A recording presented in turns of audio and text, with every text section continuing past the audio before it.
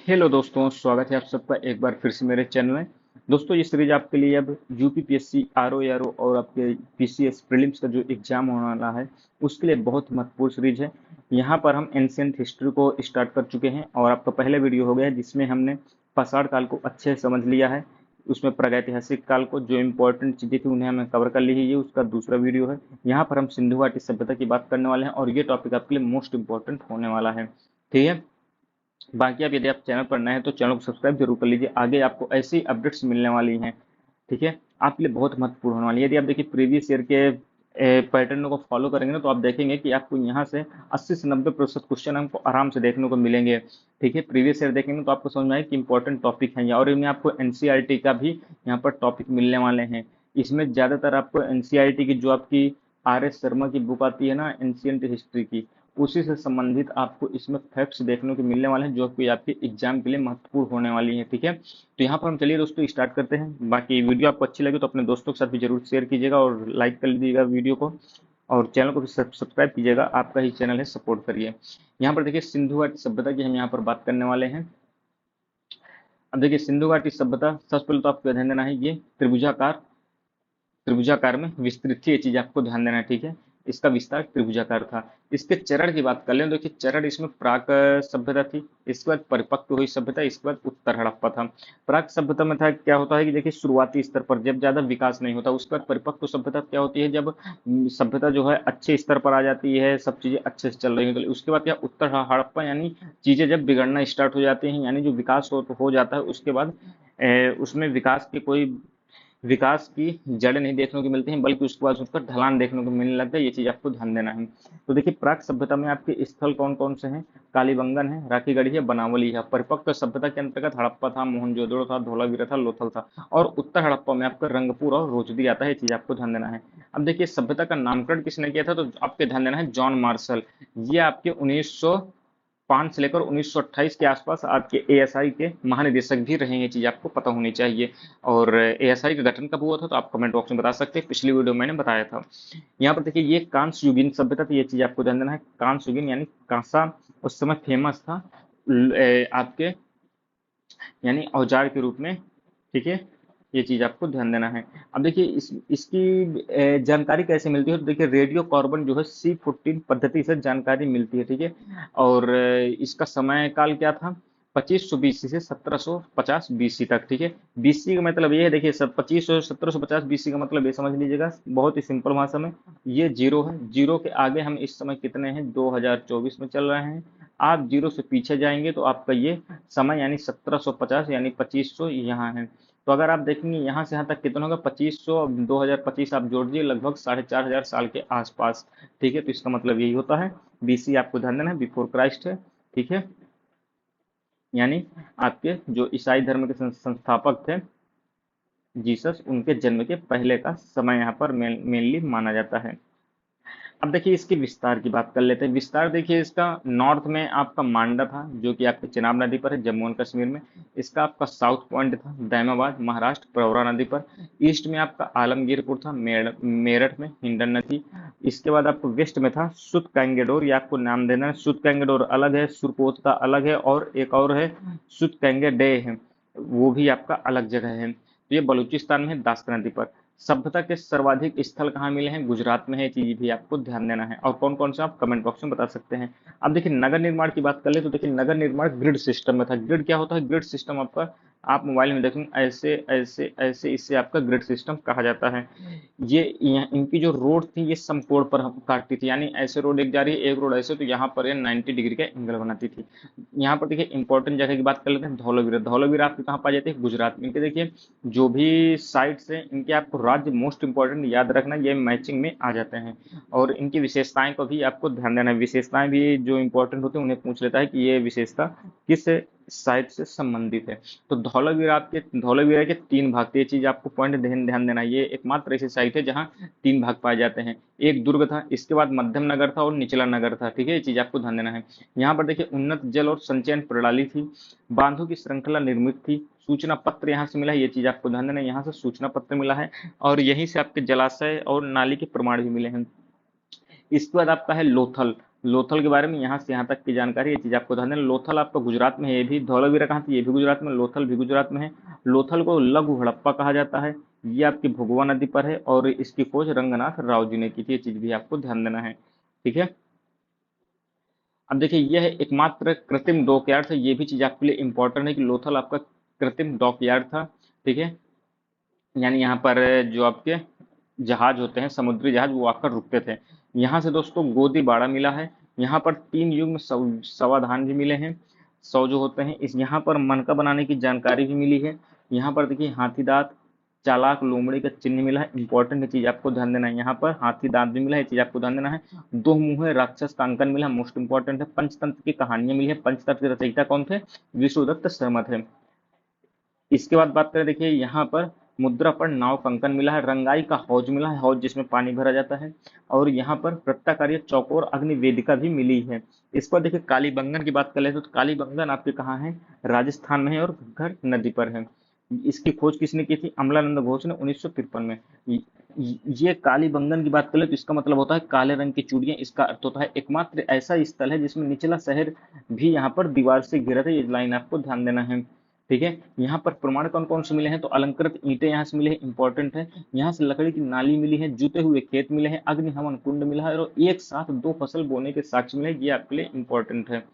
कालीबंगन की बात करें हम तो चनहूदड़ो जो पाकिस्तान में है, ये देखिए चनहूदड़ो आपका सिंधु नदी पर है। मजूमदार जो आपके थे, जी मजूमदार और अर्नेस्ट मैके ने 1934 में इसकी खोज की थी। चनहूदुड़ एकमात्र ऐसा स्थल है जहां से वक्राकार ईंटें मिली हैं। ठीक है, चीज भी आपको ध्यान देना है, यहाँ से वक्राकार मिली थी।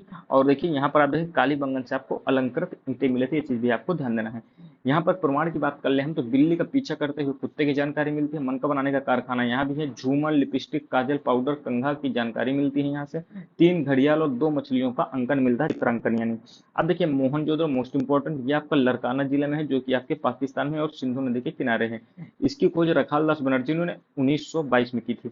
प्रमाण की बात करें देखिए विशाल स्नानागार यहाँ से मिलता है। यहाँ पर विशाल स्नानागार में किसके लिए बनाया गया था, तो ये पुरोहितों के लिए बनाया गया था, धार्मिक अनुष्ठान के लिए। इसकी लेंथ भी आपको याद रखना, कथन में कई बार पूछ लेता है। इसकी लेंथ आपकी है 11.88 मीटर और विड्थ कितनी थी, 7.01 मीटर और इसकी हाइट यानी गहराई एक प्रकार से, ठीक है, नीचे से लेकर ऊपर तक कितना था, तो ये 2.43 मीटर था। और यहाँ पर देखिए क्या मिला है, किसका प्रमाण मिला है, यहाँ पर अन्नागार मिला है। ये और अन्नागार कहाँ का मिला, हड़प्पा और मोहनजोदड़ो दोनों मिला है, चीज आपको ध्यान देना है। हड़प्पा और मोहनजोदड़ो को एक क्या कहा जाता था, कहा जाता है जुड़वा शहर भी कहा जाता था। यहाँ पर देखिए 16 मकानों का बैरक भी मिला है। कांस्य की नग्न महिला मूर्ति मिली है, इंपॉर्टेंट है। दाढ़ी वाले पुजारी की मूर्ति मिलती है जो हमारे मोदी जी की तरह लगते हैं, तो ये भी चीज आपको ध्यान देना है, इसमें मिला था। चमकता हुआ बंदर मिलता है।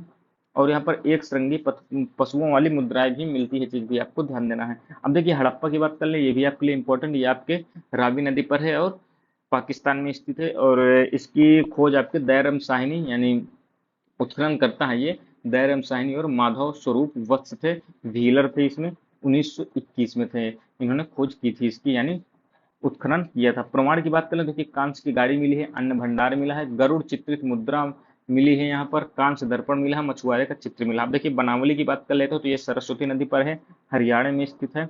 और रविंद्र बिष्ट 1973 में इसकी उत्खनन करता है ये। और प्रमाण की बात करें देखिए यहाँ पर जौ मिला है। यहाँ पर देखिए सड़कों पर बैलगाड़ी के पहिए के साक्ष्य मिले, ये चीज भी आपको ध्यान देना है। अगला है रंगपुर, ये सुखभादर नदी पर है, गुजरात में है रंगपुर। देखिए गुजरात में रंगपुर हो गया, धौलावीरा हो गया, लोथल हो गया, चीज आपको ध्यान देना है। रंगपुर की खोज किसने की थी, माधव स्वरूप वत्स ने 1931 में। प्रमाण क्या क्या मिले हैं इंपॉर्टेंट जो आपके लिए, वो धान, भूसी, ज्वार, बाजरा की जानकारी यहाँ से मिलती है। अब रोपड़ की बात कर ले, देखिए रोपड़ जो है सतलज नदी पंजाब में स्थित है। और इसके उत्खननकर्ता कौन थे, ब्रजवासी लाल और यज्ञदत्त शर्मा थे 1953 में। प्रमाण की बात करें तो देखिए यहाँ पर मानव के साथ कुत्ता दफनाए गए थे, इसकी जानकारी मिलती है। और तांबे की कुल्हाड़ी भी मिलती है यहाँ पर।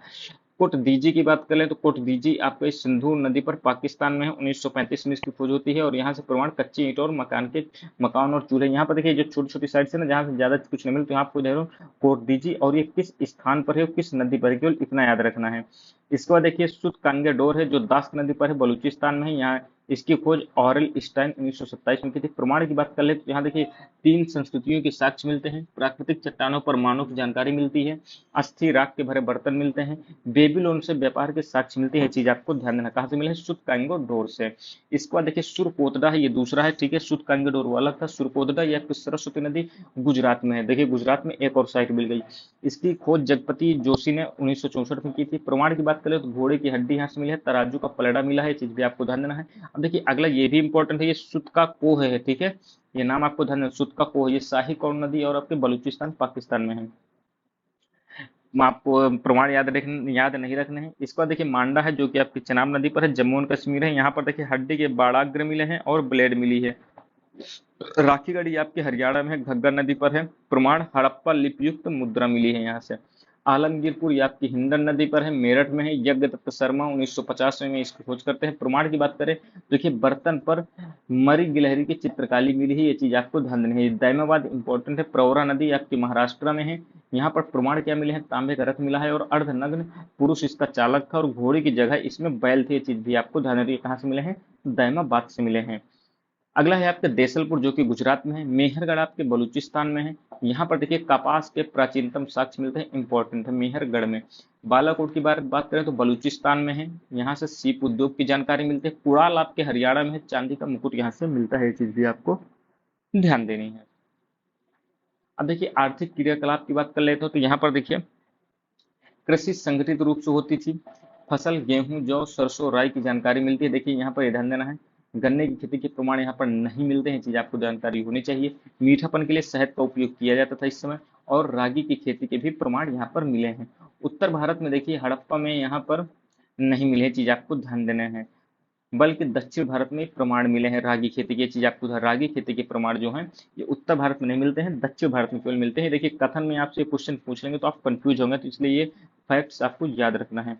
खेती के लिए देखिए बात करें तो खेती के लिए लकड़ी का हल मिला है। फावड़ा यहाँ से नहीं मिलता है। लोहे की जानकारी नहीं, तीन चीज आपको ध्यान देनी है। धान की भूसी कहाँ कहाँ से मिली है? लोथल और रंगपुर से। लोथल गुजरात में, रंगपुर कहाँ है आप कमेंट बॉक्स में बताएंगे। अब देखिए जानकारी की बात करें तो देखिए किसके किसके में विषय में हमें जानकारी थी। गाय के विषय में जानकारी थी, बकरी थी, भेड़ थी, सुअर थी, ऊंट, हाथी, गैंडा, इनके बारे में जानकारी थी, ये चीज आपको ध्यान देना है। घोड़े के प्रमाण नहीं मिलते हैं, चीज आपको ध्यान देना है। मनका बनाने का कारखाना चनहूदड़ और लोथल से मिलता है, ठीक है। इसके बाद है आपका यहाँ पर लेन देन के लिए हम वस्तु विनिमय प्रणाली पर आधारित है। यानी वस्तु विनिमय प्रणाली का होता है कि रुपए की जगह आपको कोई जरूरत है तो आपने दूसरे को दी और उससे आपने वही उसको, जिसकी अधिकता है और आपको उसकी जरूरत है तो आप उसे ले सकते हैं। जैसे आप गाँव में देखते रहे होंगे, पहले अनाज के बदले कोई भी किराना का सामान होता था, आपको मिल जाता था। वर्तमान में तो ये सब चीजें लगभग लगभग खत्म हो गई हैं। माप तौल के लिए 16 या उसके गुणक और दशमलव प्रणाली का यूज किया जाता था, ये चीज भी आपको ध्यान देना है। सारगौन का अभिलेख है, इंपॉर्टेंट है। ये कहाँ का अभिलेख है? ये मेसोपोटामिया का अभिलेख है। यहाँ पर क्या मिला है? हड़प्पा के साथ, हड़प्पा संस्कृति के साथ व्यापार के यहाँ पर प्रमाण मिले हैं। इसमें देखिए बहरीन के व्यापारी को दिलमन कहा गया था, इंपॉर्टेंट है। बहरीन के व्यापारी को दिलमन, मकरान के व्यापारी को मकन कहा गया है और हड़प्पा के व्यापारी को मेलुहा कहा गया है। बंदरगाह की बात करें देखिए लोथल कृत्रिम था और कुंतीसा, दो बंदरगाह की जानकारी मिलती है। नाविकों का देश किसे कहा जाता था? हड़प्पा को कहा जाता था, ये चीज भी आपको ध्यान देना है। अब देखिए वस्तुएं देख लेते हैं और प्राप्ति स्थल, ये चीज भी आपको ध्यान देना है, ये मिलान में आपसे पूछ सकता है। सोना देखिए उसमें कहाँ से उपलब्ध होता था? तो कर्नाटक और अफगानिस्तान और यहाँ से कर्नाटक में वो भी आपका केजीएफ वाला जो एरिया था, कोलार गोल्ड फील्ड वाला, वही है। चांदी ईरान और अफगानिस्तान से सामान्यतः आता था। लाजवर्द बदख्शा अफगानिस्तान से, गोमेद सौराष्ट्र से, सिलखड़ी आपका, ठीक है, ये कहाँ से? बलूचिस्तान और राजस्थान से आता था। तांबा की बात करें देखिए खेतड़ी जो आपके राजस्थान में, ओमान और बलूचिस्तान से आता था। टीन आपका ईरान और अफगान से आता था। फिरोजा ईरान से। सीसा इंपॉर्टेंट है, ईरान, राजस्थान, अफगानिस्तान, दक्षिण भारत से आता था। अब आगे बात कर ले देखिए उद्योग और औद्योगिक केंद्र। उद्योग ईंटा निर्माण आपका हड़प्पा और मोहनजोदड़ो में होता था। मनका जो बर्तन होता था वो चनहूदड़ और लोथल से जानकारी मिलती है। धातु के बारे में हड़प्पा, मोहनजोदड़ो और लोथल से जानकारी मिलती है। चांदी उपकरण चनहूदड़ और कालीबंगन से। हाथी दांत लोथल, रंगपुर, बालाकोट, कुर्तीजी। चूड़ी उद्योग आपका कालीबंगन, चनहूदड़ो, ठीक है। अब देखिए सामाजिक और राजनीतिक जीवन की बात कर लेते हैं तो देखिए उस समय का जो समाज होता था वो मात्र सत्तात्मक था। शासन की बात करें तो कि वणिक समुदाय जो है इसमें शासन करता था। युग्मित समाधान की जानकारी मिली है। युग्म यानी पति पत्नी एक साथ, लोथर और कालीबंगन से। सती प्रथा का प्रचलन का यहाँ पर आभास होता है। समाधि की बात कर ले तो कि समाधि यहाँ पर तीन प्रकार की पाई जाती थी, पूर्ण समाधि, आंशिक समाधि और दाह संस्कार, तीनों प्रकार की समाधियां पाई जाती थी। धार्मिक मान्यताएं की बात करें, देखिए यहाँ पर एक मूर्ति मिली है जिसमें गर्भ से पौधा निकलते हुए दिखाया गया है। तो इसका मतलब क्या है, यहाँ पर धरती को जो है उर्वरता की देवी माना गया है। यहाँ पर देखिए वृक्ष की पूजा की जाती थी, पशु की पूजा की जाती थी। वृक्ष की पूजा में मुख्यतः पीपल की पूजा की जाती थी। स्वास्थ्य चिन्ह की शुरुआत यहीं से होती थी। मोस्ट इंपॉर्टेंट ये चीज आपको ध्यान देना है। अग्निवेदिकाएं की जानकारी कहाँ से मिली है, लोथर और कालीबंगन से। मोहनजोदड़ो में पशुपति शिव के चित्र मिले हैं चारों ओर। ये इंपॉर्टेंट है चीज, आपको ध्यान देना है। मोहनजोदड़ो से ये मिला है, पशुपति शिव का चित्र है। यहाँ पर देखिए चारों ओर हाथी है, गैंडा हो गया, सांड, भैंस, दो हिरण बैठे हैं और शिव के तीन मुख हैं। ये चीज आपको ध्यान देना है। यहाँ पर ये चारों ओर जो पशु बैठे हैं ना, इनमें कोई और दे देगा तो ये आपको ध्यान देना है कौन कौन से पशु बैठे थे, हाथी, गैंडा, सांड, भैंस और दो हिरण, ठीक है। योगी के साथ सर्प की आकृति भी यहाँ पर मिली है। यहाँ पर है जूना खरिया जो कि आपके गुजरात में था। यहाँ पर शव को पूर्व पश्चिम दिशा में उसे दफनाया जाता था। इसी आपको ध्यान देना है। ऋग्वेद में हरपुरिया शब्द का इस्तेमाल है। ऋग्वेद में हरपुरिया शब्द किसके लिए था, हड़प्पा के लिए था। ये चीज आपको ध्यान देना है। हरपुरिया का उल्लेख कहाँ मिलता है, ऋग्वेद में, और ये हड़प्पा से संबंधित है। ये चीज भी आपको ध्यान देना है। आगे हम बात कर ले सभ्यता के अंत के कारण। देखिए सभ्यता जो हड़प्पा सभ्यता थी वो कैसे समाप्त हुई। देखिए यहाँ पर वियर एक वैज्ञानिक थे, तो इन्होंने कहा वियर के द्वारा मान्यता थी कि जो हड़प्पा सभ्यता है उसके खत्म होने का कारण था बाह्य आक्रमण या तो फिर नदी दिशा परिवर्तन। जैसे आपकी सिंधु नदी थी, मान लीजिए सिंधु नदी ने अपना दिशा परिवर्तन किया होगा तो इसके कारण पूरी सभ्यता नष्ट हो गई होगी।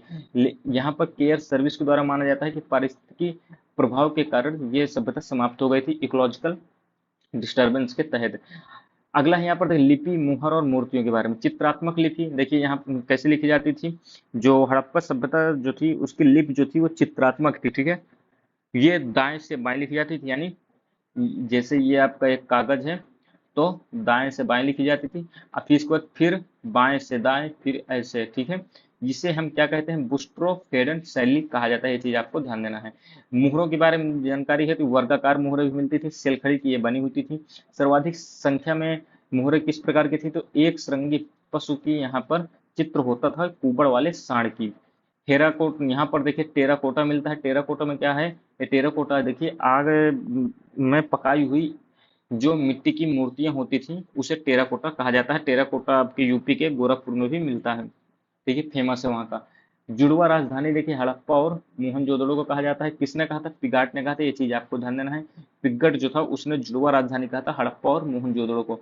ये देखिए तलवार से परिचित नहीं थे। ये चीज आपको ध्यान देना है। अब देखिए इंपॉर्टेंट पॉइंट है दो तीन अन्य। सिंधु घाटी सभ्यता की जलीय सीमा 1300 किलोमीटर थी।